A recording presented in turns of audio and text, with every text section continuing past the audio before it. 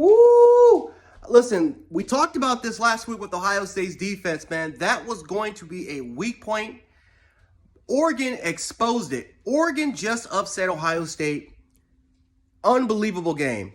Unbelievable game, first of all. Phenomenal effort by Mario Cristobal's team. No one expected, I never expected, but no one expected Oregon to win this football game.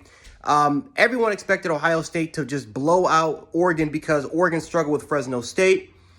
Fresno State's a decent football team, man. They're really, really good. They're really, really good coach. Again, they don't have five-star athletes, but let me tell you something, man. Fresno State is a good football team.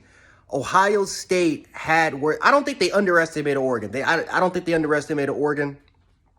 This was simply just a good game by the Oregon Ducks. They were very, very creative. They were extremely strong in the interior. And this is one thing we talked about.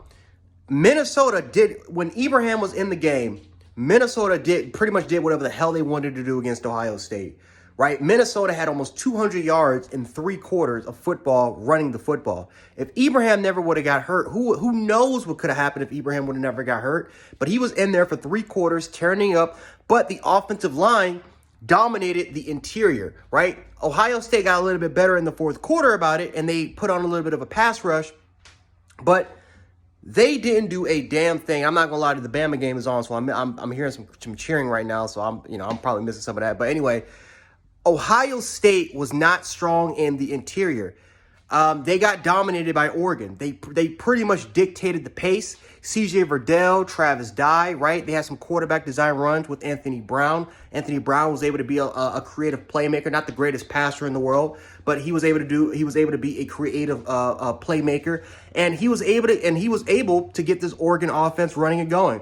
Let's give some credit to this Oregon defense. Yes, was this the '85 Chicago Bears? Absolutely not. But damn it, I felt like they were trying to confuse C.J. Stroud. They were trying to disguise different coverages. They were trying to hide some players.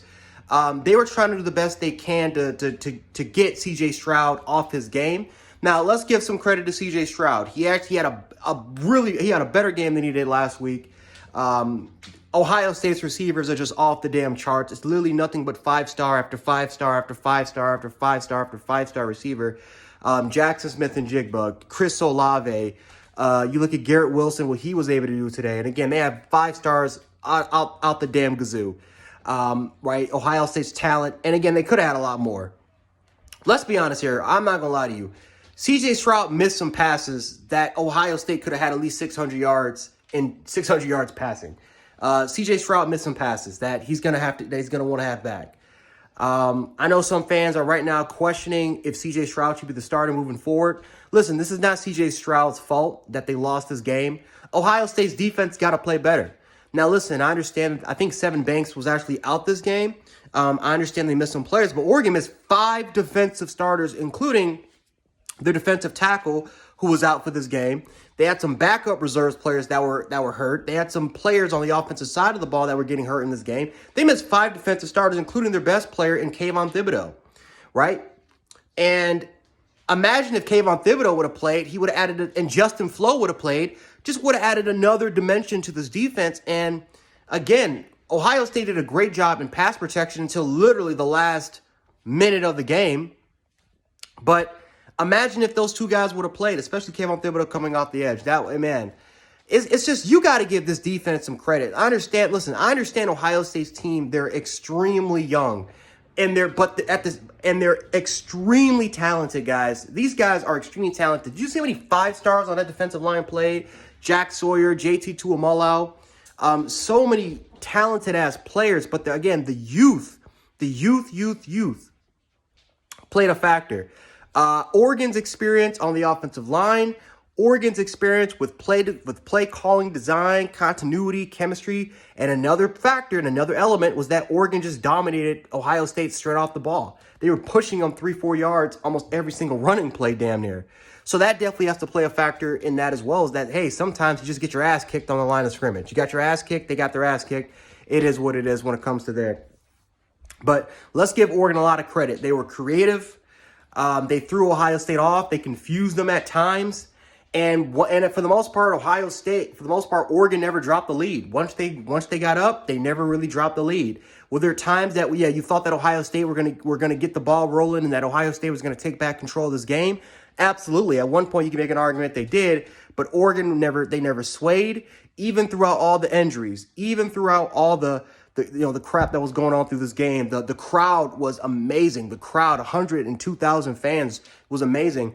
Ohio State just couldn't capitalize off of some of the things that Oregon gave them, some of the mistakes that Oregon was able to give. CJ Stroud, I'm understand, listen, he threw that interception at the end. A lot of fans are going to criticize him. But again, we got to give a lot of credit to Oregon, a lot of credit to Mario Cristobal and that staff and those players. And now, looking at it, the Pac-12 has a huge opportunity to get a team to the college football playoffs. This is the game that they need. This was a very huge game for the Pac-12 because now with UCLA, right? UCLA beating LSU, which was a top 15 ranked opponent. We all know Ohio State is a big dog. They're a big dog, top 5 team, big brand. Oregon was able to get that upset in Columbus. So now they have a huge opportunity to get at least one team inside the Pac-12, even if Oregon or UCLA has, or whoever else has a loss. Now, Colorado, I'll also put this as well. I'll probably do a video review on Colorado and A&M, but Colorado right now, they're competing extremely well right now with A&M. So who knows, man? The Pac-12, could they be one of the best conferences in college football? Who would ever thought that? But anyway, guys, let me know your thoughts about this game. I really want to talk to you guys about this.